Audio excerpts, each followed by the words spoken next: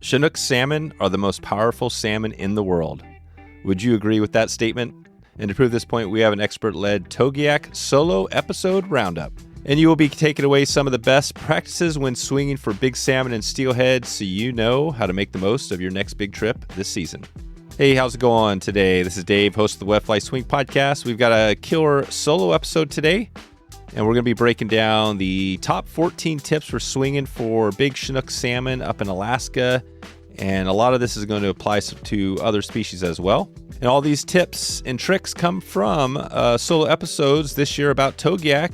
Two predominantly, Chris Childs and Steve Morrow, were on and broke down a bunch of big tips. And today you're going to get 14 of those tips. So you're ready for the season. And if you are heading up to Alaska, you're going to need these.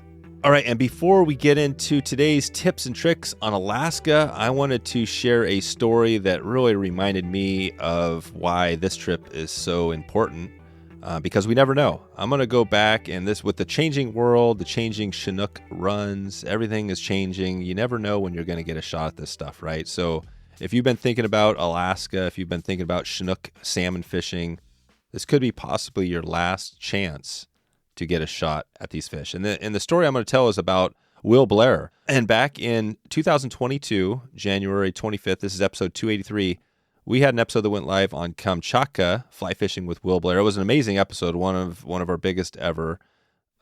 Will just knocked it out of the park, and we got that perspective of what Russia was like, right, in Kamchatka specifically. He talked about these massive rainbows, and just all the species and everything going on up there that's just off the charts. And we were already talking like, okay, how do we put this together? And we were getting things set up, and it was looking like this was going to be the most epic trip ever. And just as we were getting going and all this, what happened? But as you know it, somewhere in there, right, January, go back to 2022 in that period, and Russia basically cut off all access to the country. Basically, there's the geopolitical stuff going on, and it just shut down Russia. I have not talked to Will on the phone since then, and I am going to follow up with him on this episode. But basically, it just shut down everything, and there was no trips. And that trip to Kamchatka, which was going to be a for sure thing for some people who were able to do it, and that's obviously an expensive trip, but it just didn't happen. And I have heard there's some people doing it still, although I think it's pretty... maybe it's a bit sketchy. I might be wrong on that, but I'm just, that's my guess. But right now, you're still not going, and it's 2025. So literally, it's 3 years after that episode went live, and it's not happening. That could change in the future, but putting the analogy over to this trip we're doing now with Togiak is different things, but similar, right? We've got Chinook runs that are not doing well in a lot of areas in Alaska. They're closed. The Kenai Peninsula, there's places all around Alaska where you can't fish for Chinook anymore. We just talked about this recently with the salmon state. And also just, again, geopolitical. You don't know what's going on with the world. I mean, things change all the time. So I think if you've been interested in hitting Alaska, especially hitting Chinook, swinging for Chinook with the Spey rod, big fish, Togiak River Lodge, going up to an amazing lodge in the middle of Alaska, near a remote village, and just experiencing this trip for a year or for a week is amazing. So I'm going to give that shout out. That's the story I want to share before we get into these tips today. I also want to just note that, a big part of this goes back to my dad, who shared, when I was a little kid, I remember he used to go up to Alaska, and I saw some of those trips and some of those pictures, and I was just like, man, this is like the place, right? The final frontier. It's always been a dream of mine. So now, even though it's not easy to do right now, with everything going on, you'd think maybe for me it would be easy. It's not. This trip has taken a lot of work, and I'm putting it together. But I'm going to go this year because this is why. It might be maybe the last shot. I go back to some of these trips in the past that we've done. Still think about, right, the first Skeena trip, actually the second Skeena trip, the Babine, right? That was something we still talk about. That, like, man, I haven't been there since that trip that long, at least to that specific area. So again, if you want to reach out right now and get more information, head over to wetflyswing.com/Alaska, and that's where you can enter your name and email, and I'll follow up with you on details, see what we have left for availability. This one is probably going to be going pretty fast, my guess, because of what it is. You can also check in with me by email anytime, and I'll let you know.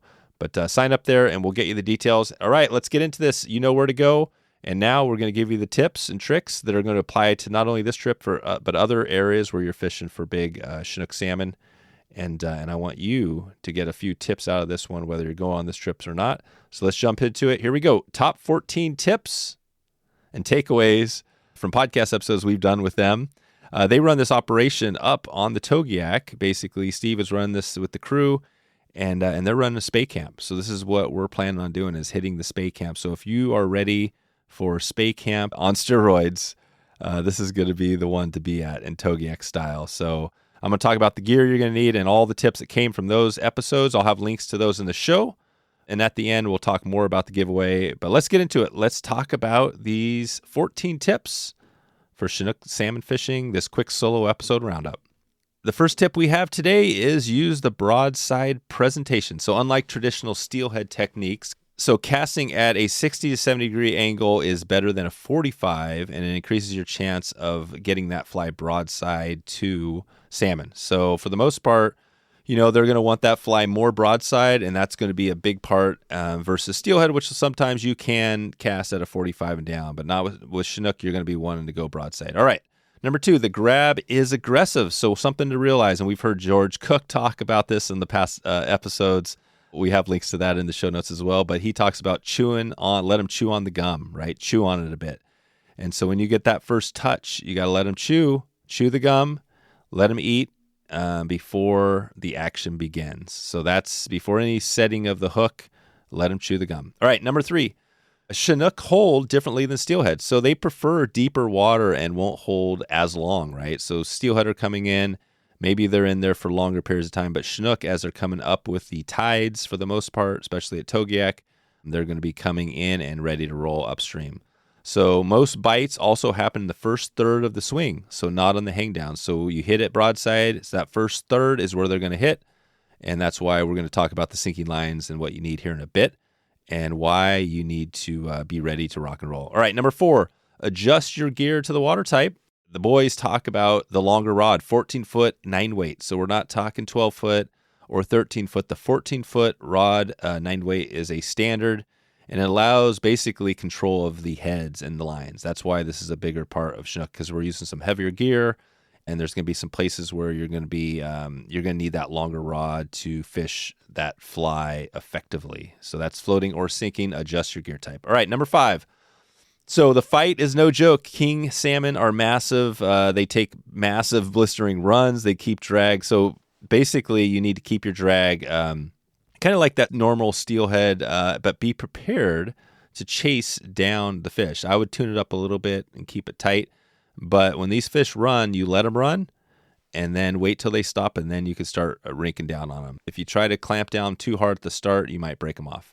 All right, this is something we've heard a lot about over these series of episodes as we get into Togiak week, as we're right in the middle of Togiak salmon week. So kings, number 6 is kings reveal themselves. So I think the boys talked about blubbing or porpoising, and they let anglers know they're there. So if you're in a run and you don't see that, eventually you might want to start thinking about, well, are you in the right run? So, again, if you're fishing for Chinook salmon, if you're not seeing that, you might want to think about hitting another spot. And if you are seeing it, you have fish. All right, number 7, fly selection is surprisingly simple. So chartreuse, pink, and blue flies, and really pink is the color that's really come out. Pink is, like, you've heard this before, is the only fly color you need in Alaska.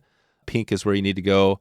They don't need to be massive as well. 4 inches will work. 4-inch flies are good enough. So pink and 4 inches or less are good for salmon, for Chinook salmon here specifically. All right, we're halfway there. Just want to give a shout out if you're still with me here. Check in. We're going to be doing this episode, continuing this episode today, but we're also doing a trip. We got the giveaway going this week, and we are selling a few spots to Togiak River Lodge. If you're interested, you can check in with me, Dave, at wetflyswing.com, or the better place is to go to wetflyswing.com/Alaska and sign up there with your name, and I'll follow up with you on details. All right, second half here. Here we go. Number 8, Skagit lines are the best choice. So the Skagit Max launch from Rio is a top pick, but a game changer Skagit is useful for high water conditions. So again, this isn't really a Scandi game. This is some deep, heavy stuff, and you're going to want the Skagit lines for this one. All right, number 9, The key sink tip setup. So bring 10 feet of T17 and 10 feet of T14 as your main sink tips. So there you go. That right away. Boom, boom. Those two. And also have some T11 and Mo tips for versatility. So that'll keep you. So the Skagit along with those tips and you are dialed in, and the 9 weight. All right, number 10, fish methodically, cover water in a grid pattern. So start short, extend gradually, then step down through the run to maximize your chances of finding fish. So that grid pattern, right? And Jeff Liskay has talked about this about steelhead as well, where you just get nerdy and you break this down. So you look right out in front of you and you just don't miss a spot, because those fish could be anywhere out there. You know that a lot of times they're going to be in that deeper bucket, in that pillowy water. Again, as George would say, but within that water, where are they? So grid it out and be systematic. All right, we're getting close. Number 11. And I said this earlier, let the first one go, then make a plan. So Chinook are powerful. They take massive peeling runs. So trying to stop them is not a good thing right off the start. And like I said earlier, let them run, and let them go. And as soon as they stop, then you can reel them up, crank down on things. If they are rolling, you might even have to get in the boat. This has happened, or you might have to run. I've had plenty of times where I've been running. Didn't tell this story at the start, but I've been running, chasing a steelhead, literally gone through a rapid and followed up. So you'll have to do whatever you have to do to chase these guys down. All right, number 12. Chinook will eat again if you miss the take. So this is a good reminder that if you feel the grab and you don't hook up, cast again to the same spot, and then step back and fish through it again. Kings will often come back to eat. So remember that. Steelhead are very similar, although if you get a good take, they might not come back. With Chinook, they're in there. They're gonna eat again. So if you get a take, don't be afraid to get back up and fish that fish hard, and go for it. All right, number 13, mend with purpose. Men with purpose. We're doing pretty well here. So mending obviously is critical, and the guys say avoid automatic mends. So you don't want to get in that period where you're just mending, like cast, mend, swing, cast, mend, swing. That's not what this is. You want to mend to slow the fly. Basically, upstream mends slow the fly. Downstream mends will speed it up. So you always need a reason. So, you might be in an area where it's a deeper bucket and you need to slow it down, and so you need to adjust it. So it's not always the same thing every time. You got to mix it up.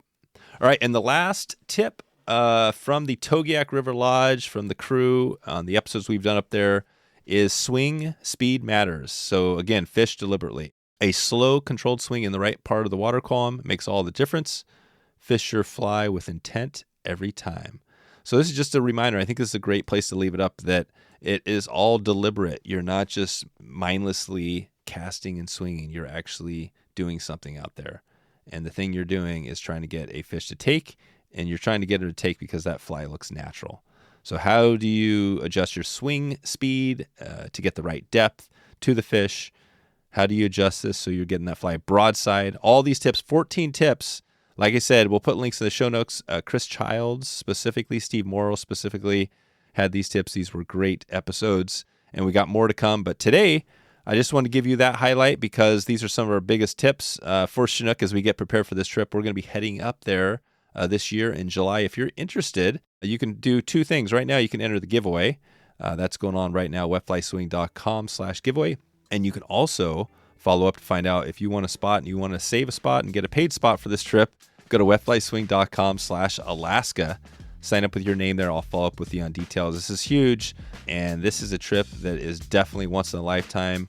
We have no idea what is going on with Chinook, but they are still going strong here at Togiak. We have no idea what's going on with the world, and that's why we want to keep getting out there and enjoying it. So remember the story from the start. Will, the man, the Russia trip, the once-in-a-lifetime trip that has been put on hold. We don't know what's going to happen with the Russia. We don't know what's going to happen with Alaska. We hope for the best, but this might be the last chance for you. You never know in your lifetime to get out and do this. So if you're interested, if you've thought about ever like me doing Chinook, if it's ever been a lifetime goal of yours, then do it now. I will leave you with the story of just always thinking as a kid about Alaska and finally being able to get up and do this, even though it's not easy. The time is now. The time is right. All right. Check in. I'm here by email. Appreciate you for stopping in this super short solo episode. If you enjoy these episodes, send me an email, dave@wetflyswing.com. Let me know, and I will catch you soon. I hope you enjoy it. Check in with Togiak River Lodge, and I hope you have a great morning. Hope you have a great evening, or a great afternoon, wherever you are in the world. We'll look forward to talking to you soon.